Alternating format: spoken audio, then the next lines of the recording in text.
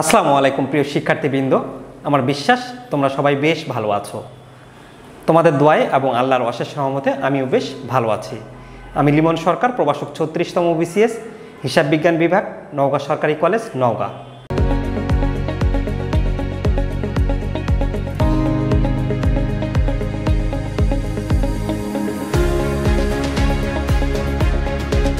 আজকে আমরা ফিন্যান্সের অর্থের সময় মূল্য চ্যাপ্টারের একটা গুরুত্বপূর্ণ সমাধান করব। তোমরা জানো পরীক্ষার জন্য অর্থের সময় মূল্য একটা খুবই গুরুত্বপূর্ণ চ্যাপ্টার। এই চ্যাপ্টার থেকে প্রতি বছর বোর্ড পরীক্ষায় মিনিমাম 2টা প্রশ্ন এসেই থাকে। তো তোমরা যদি পরীক্ষায় A+ পেতে চাও তাহলে এই চ্যাপ্টারের অঙ্কগুলো কিন্তু খুব গুরুত্ব সহকারে করতে হবে। আজকে আমরা মূলত কুমিল্লা বোর্ড 2019 সালের একটা প্রশ্ন সমাধান করব। তো কুমিল্লা বোর্ড 2019 সালের প্রশ্নটা সমাধান করার পূর্বে আমাদের প্রশ্ন কি রয়েছে সেটা আমরা একটু আগে দেখে নেই।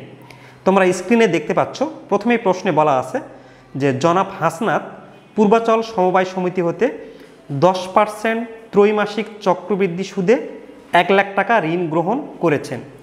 অর্থাৎ হাসনাত নামে একজন ব্যক্তি যিনি কিনা একটা সমবায় সমিতি হতে 10% ত্রৈমাসিক চক্রবৃদ্ধি সুদে, এই যে ত্রৈমাসিক শব্দটা আছে, এই ত্রৈমাসিক শব্দ থাকলেই আমরা জানি যে সেখানে এম আসবে। যেমন ত্রৈমাসিক, দ্বিমাসিক এই শব্দগুলো থাকলে কি, বা অর্ধবার্ষিক, সেগুলোতে কি আসে, এম আসে। তাহলে ত্রৈমাসিক মানে 3 মাস পরপর সুদ দেয়। তাহলে বছরে আমরা জানি যে 12 মাস, তাহলে 3 মাস পরপর সুদ দিলে এম কিন্তু কত আসবে, 4 আসবে। কত টাকা ঋণ গ্রহণ করেছেন, 1 লাখ টাকা ঋণ গ্রহণ করেছেন। তাহলে 1 লাখ টাকা কিন্তু পিভি, যা তিনি আগামী 3 বছর পর এককালীন পরিশোধ করবেন। 1 লাখ টাকা ঋণ নিয়েছে, 3 বছর পর একবারে পরিশোধ করবে। তো তারপরে আরও কিছু ইনফরমেশান আছে যেগুলো আমাদের আপাতত লাগবে না। আমরা একেবারে গ নাম্বার উদ্দীপকের ক খতে আমাদের থিওরিটিক্যাল প্রশ্ন আসছে, আমরা যেহেতু অঙ্ক করছি এই জন্য গ নম্বরে কী বলছে সেটা আমরা একটু দেখে নিই। গ নম্বরে বলেছে উদ্দীপকে উল্লেখিত জনাব হাসনাত 3 বছর পর মোট কত টাকা পরিশোধ করবেন। অর্থাৎ হাসনাত যে ঋণটা নিয়েছে আজ থেকে 3 বছর পর কত টাকা উনি পরিশোধ করবেন। তাহলে আজ থেকে 3 বছর পর যেটা পরিশোধ করবেন, 3 বছর পর যে টাকাটা উনি দিবেন সেটা কি ভবিষ্যৎ মূল্য। তাহলে আমাদের কি বের করতে হবে, ভবিষ্যৎ মূল্য বের করতে হবে। তাহলে ভবিষ্যৎ মূল্যের এককালীন অর্থের সূত্র, যখন কিস্তি থাকবে না একবারে পরিশোধ করবে, তখন আমরা সূত্রটা জানি যে FB = PV 1 + I/M part to the MN। যেহেতু প্রশ্নে ত্রৈমাসিক কথা বলা আছে এবং এম আসবে, এই জন্য আমরা আয়ের নিচে এম দ্বারা ভাগ করেছি। এম আসলেই তোমরা জানো যে আয়ের নিচে এম দ্বারা ভাগ হয় এবং যে জায়গায় এন থাকে সেই জায়গায় এম এর সাথে গুণ হয়। এই জায়গায় এন আছে, এম এর সাথে গুণ হয়েছে। এখন আমাদের প্রশ্নে আমরা পিভি সমান 1 লক্ষ লিখেছি, কারণ হচ্ছে হলো উনি 1 লক্ষ টাকা ঋণ গ্রহণ করেছেন। এরপর আমাদের 10% সুদে বলে দেওয়া আছে I = 10%। তাহলে 10% এখানে আমরা 0.10 লিখলাম। কয় বছর পর পরিশোধ করবেন, 3 বছর পর পরিশোধ করবেন। তাহলে N = আমাদের 3 বছর লিখলাম। আর যেহেতু ত্রৈমাসিক বলা আছে তাহলে 3 মাস পর পর সুদ, তাহলে 12কে আমরা যদি 3 দিয়ে ভাগ দিই তাহলে M = কত পাই, 4 পাই। তাহলে 3 বছর পর 1 লাখ টাকা ঋণ নিচ্ছে, 3 বছর পর কত টাকা পরিশোধ করবে। তাহলে 3 বছর পর যেটা পরিশোধ করবে সেটা আমাদের FV। তাহলে আমরা FV = হর লিখছি। এখন আসো আমরা এই সূত্রে মানগুলো বসাই যদি দেই, FB = PV, এটা আমরা লিখেছি সূত্র। এখন পিভির মান 1 লাখ, আমরা 1 লাখ লিখেছি। 1 তো আছে, আয়ের মান আমাদের 0.10 লিখলাম। এম এর মান আমরা 4 লিখলাম, ব্র্যাকেট ক্লোজ। এম এর জায়গায় 4 আর এন এর মান কত, 3 লিখলাম। এরপর 1 লাখ আছে 1.10কে 4 দিয়ে ভাগ দিলে আমরা পাই 0.025 আর 3 × 4 = 12। এই 1 লাখ আছে। এরপর 1 + 0.025 যোগ করলে পেলাম আমরা 12কে রাখলাম। এখানে 1 লাখ আছে। এইটাকে আমরা ক্যালকুলেশন করলে 1.025 পার্ট টু দি 12কে আমরা ক্যালকুলেটারে যদি টিপি তাহলে আমরা 5 ঘর পর্যন্ত নিলাম, 1.34489। এরপর 1 লাখকে এটা দিয়ে গুণ দিয়েছি, গুণ দিলে আমরা পাই 1,34,489। অর্থাৎ 3 বছর পরে তিনি পরিশোধ করবেন 1,34,489। তো প্রিয় শিক্ষার্থীবৃন্দ, আমাদের গ পাঠ হয়ে গেছে। এবার আমরা চলো এটার ঘ পাঠটা করি। তো ঘ পাঠটা করার জন্য আমাদের ইনফরমেশান কি দেওয়া আছে আগে সেটা দেখি। এখানে বলেছে যে অন্যদিকে জনাব রয়হান শ্যামল বাংলা লিমিটেড থেকে বার্ষিক 10% সুদের হারে 1 লক্ষ টাকা ঋণ গ্রহণ করেছেন। অর্থাৎ শ্যামল বাংলা লিমিটেড থেকে উনি 10% সুদে কত ঋণ গ্রহণ করেছেন, 1 লক্ষ টাকা ঋণ গ্রহণ করেছেন। তিনি আগামী 3 বছর ব্যাপী প্রতি বছর শেষে ঋণের কিস্তি 40,211 টাকা করে পরিশোধ করবেন। এই যে শ্যামল বাংলা লিমিটেড থেকে রায়হান সাহেব ঋণ নিছেন 1 লাখ টাকা এবং রায়হান এই শ্যামল বাংলাকে পরিশোধ করবে বলছে যে প্রতি বছর 40,211 টাকা করে এবং 10% সুদে। এই ইনফরমেশন দেওয়া আছে আমাদের। ঘতে বলেছে আমাদের জনাব রায়হানের ঋণ পরিশোধ তালিকায় পরিশোধিত সুদের পরিমাণ প্রতি বছর ক্রমাগত হ্রাস পাবে। অর্থাৎ আমরা যদি ঋণের একটা পরিশোধ তালিকা বের করি সেখানে আমাদের প্রতি বছর সুদের পরিমাণটা কমে যাবে। তো তুমি কি একমত এই যে প্রতি বছর সুদের পরিমাণ কমবে কিনা এটার সাথে তুমি একমত কিনা? ঋণ পরিশোধ তালিকা প্রস্তুতপূর্বক মতামত দাও। একটা ঋণ পরিশোধ তালিকা প্রস্তুত করে তোমাকে মতামত দিতে বলেছে। তো প্রিয় শিক্ষার্থীবৃন্দ, যখন ঋণ পরিশোধ তালিকা প্রস্তুত করতে বলবে তখন তোমরা একটা জিনিস সবসময় মনে রাখবে, ঋণ পরিশোধ তালিকা আমরা উপরে লিখলাম এবং এই ঋণ পরিশোধ তালিকা কিন্তু একটু গুরুত্বপূর্ণ এবং তোমাদের কাছে এটা বেশ কঠিন মনে হয়। তো আমরা দেখছি যে 2021 সালের প্রায় 3টা বোর্ডে এই ঋণ পরিশোধ তালিকা সংক্রান্ত এসেছে। তো সেক্ষেত্রে তোমরা এটা গুরুত্ব সহকারে করবে। তো তোমাদের মেইন যেটা জিনিস মাথায় রাখতে হবে, যখনই ঋণ পরিশোধ তালিকা বলবে তখন তোমার এটার একটা ধরাবাঁধা ছক আছে, সেই ছকটা তোমার মুখস্থ করে ফেলতে হবে। তো ছকটা কি? প্রথমে তোমাকে বছর লিখতে হবে, এরপর প্রারম্ভিক ঋণের পরিমাণ, কিস্তির পরিমাণ, সুদের পরিমাণ, আসলের পরিমাণ, সমাপনী ঋণের পরিমাণ। অর্থাৎ ঋণ পরিশোধ তালিকা বললেই তোমাকে একটা ছক করে এখানে 1, 2, 3, 4, 5, 6 এই 6টা শিরোনাম লিখে ফেলতে হবে। এখন লিখার পরে তোমরা এই ছকের কোন জায়গায় কি বসাবে সেটা আমি এখন তোমাদের সহজ করে বুঝিয়ে দিচ্ছি। আমাদের দেখো এখানে ঋণটা পরিশোধ করবে 3 বছর ধরে, এই জন্য আমরা বছর 1, বছর 2 এবং বছর 3 এখানে লিখে দিয়েছি। দ্বিতীয় ঘরে আমাদের দেওয়া আছে প্রারম্ভিক ঋণের পরিমাণ। প্রারম্ভিক ঋণের পরিমাণ বলতে আমার বছরের প্রথমে ঋণের পরিমাণ কত আছে। তো দেখো এখানে রায়হান বছরের প্রথমে কত ঋণ নিয়েছে, প্রশ্নে বলা ছিল 1 লাখ টাকা। তাহলে আমরা এখানে লিখলাম প্রারম্ভিক ঋণের পরিমাণ 1 লাখ টাকা। কিস্তির পরিমাণ এখানে দেখো 40,211 আমরা লিখেছি।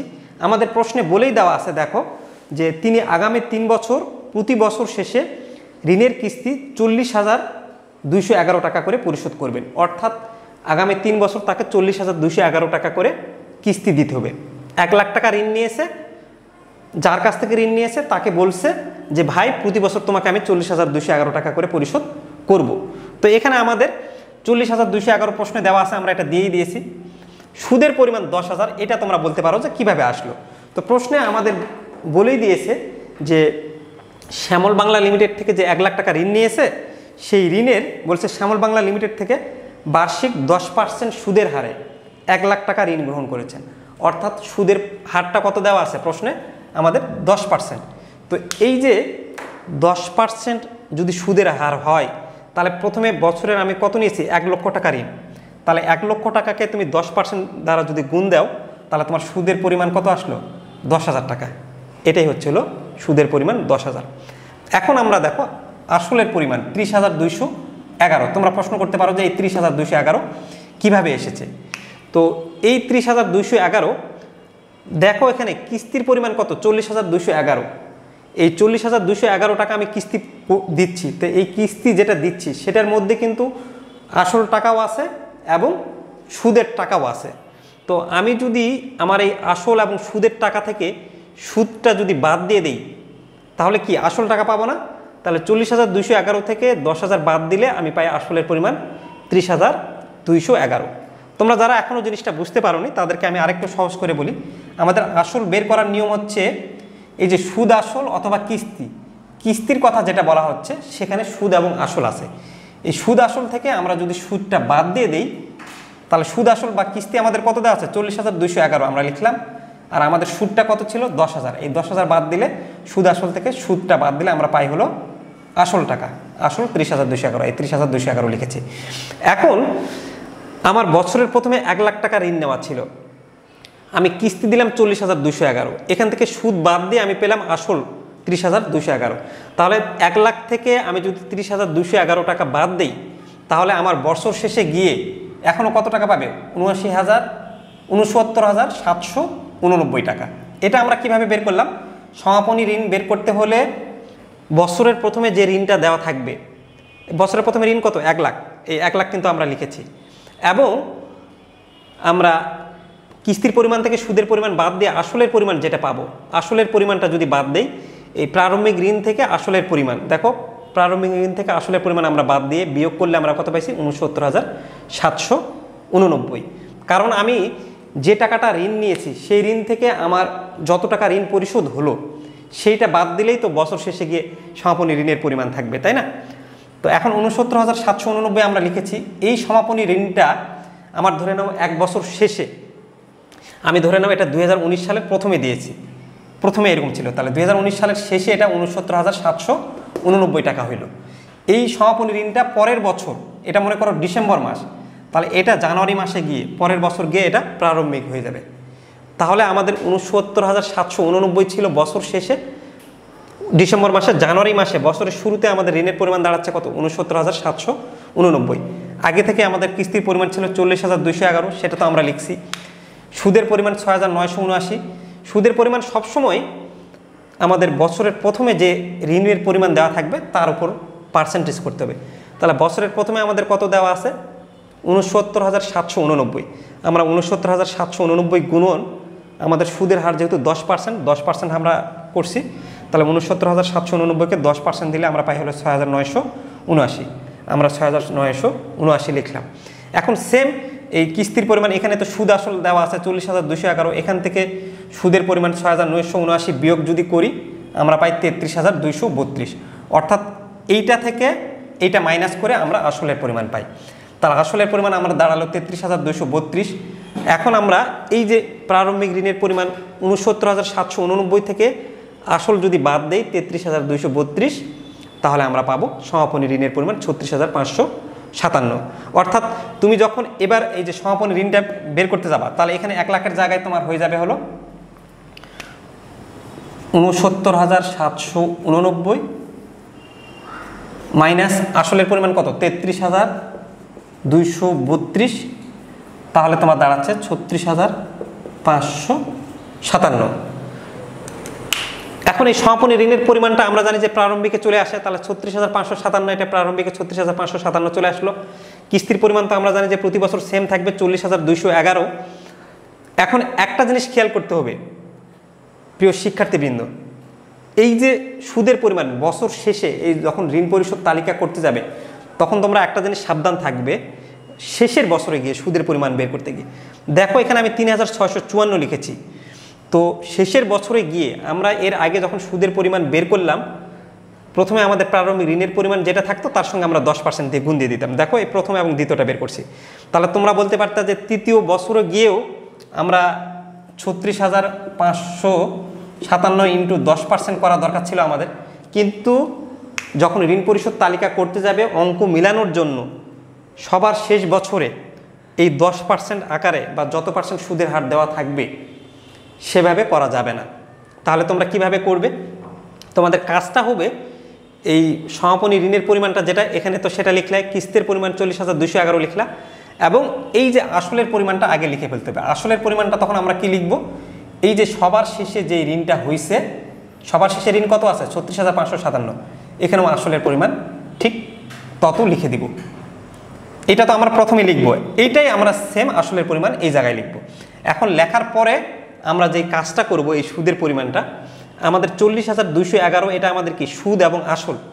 এই 40,211তে কি আমাদের আছে? সুদ প্লাস আসল। এই 40,211 থেকে এই সুদ আসল থেকে আমরা যদি, এটা আমাদের কি আসল না, সুদ আসল থেকে যদি আসলটা বাদ দিয়ে দেয় তাহলে তো আমরা সুদ পাবো। লাস্টের বছরে গিয়ে 40,211 লিখছি দেখো, এবং আসল লিখছে 36,557, বিয়োগ করে যেটা আসবে সেটাই আমাদের সুদ লিখতে হবে। তো আমরা বিয়োগ করে কত পেলাম? 3,654। এই যে 3,654 আমরা লিখে ফেলেছি। এখন 3,654 লেখার পরে এই ঘরটা তো তুমি আগে লিখেই ফেলছো, তারপরেও তুমি যদি এই 40,211 থেকে 3,654 বাদ দাও তাহলে 36,557 পাবে। এখন দেখো এই 36,557 যখন তুমি আসল পেয়ে গেছো, তো আমরা জানি যে আমাদের সমাপনী ঋণের পরিমাণটা প্রারম্ভিক ঋণ থেকে আসলের পরিমাণ বাদ দিতে হয়। তাহলে প্রারম্ভিক ঋণ কত আছে আমার? 36,557, আর আসল কত দাঁড়ালো 36,557। তাহলে এটাতে কি হয়ে যায়, শূন্য হয়ে যায় না? এই যে শূন্য হয়ে গেছে। কারণ হচ্ছে যে তুমি তো ঋণ পরিশোধ করছো, তাহলে সবার শেষ বছরে গিয়ে যখন তুমি 3 বছর দিলা, শেষ বছরে গিয়ে কি তোমার কাছ থেকে আর কোনো টাকা পাবে? কোনো টাকা পাবে না। অর্থাৎ সব শেষে গিয়ে সমাপনী ঋণের পরিমাণ কি হবে, শূন্য হতে হবে বা শূন্য করতে হবে। এই জন্যই সবার শেষে গিয়ে আমাদের সুদের পরিমাণটা এভাবে বের করতে হয়। আমি আরেকবার বলতেছি তোমাদের সুবিধার্থে, সবার শেষে যখন সুদের পরিমাণ বের করতে যাবে সব বছর শেষে, তখন তুমি যে কাজটা করবে, এই সমাপনী ঋণের পরিমাণটা তো বছরের প্রারম্ভিকে নিবেই, এটাই তুমি আবার আসলের জায়গায় লিখে দিবে। আর এটা তো তোমার জায়গায় আছে। তারপর এই সুদ আসল থেকে, এই কিস্তির পরিমাণ থেকে আসল বাদ দিলে যেটা আসে সেটাই তোমার সুদের পরিমাণ হবে। তো এভাবে করলে তোমার অঙ্কটা মিলবে। তো প্রিয় শিক্ষার্থীবৃন্দ, আমার বিশ্বাস তোমরা অঙ্কটা বুঝতে পারছো। যদি এরপরও বুঝতে না পারো তাহলে আমাদের কমেন্ট সেকশানে তোমরা জানাবে কোন জায়গায় বুঝতে পারো নি, আমি সেটা রিপ্লাই দেওয়ার চেষ্টা করব। তো শিক্ষার্থীবৃন্দ, এভাবে যদি বিগত বছরের প্রশ্নের সমাধান পেতে চাও এবং আমাদেরকে যদি অনুপ্রাণিত করতে চাও, আমরা খুব কষ্ট করে এই ভিডিওগুলো বানাই, তোমরা অবশ্যই আমাদের চ্যানেলটা সাবস্ক্রাইব করবে, লাইক, কমেন্ট, শেয়ার করবে। তোমাদের সকলের জীবনের মঙ্গল কামনা করে আজকের ভিডিও এখানেই শেষ করছি। খোদা হাফেজ।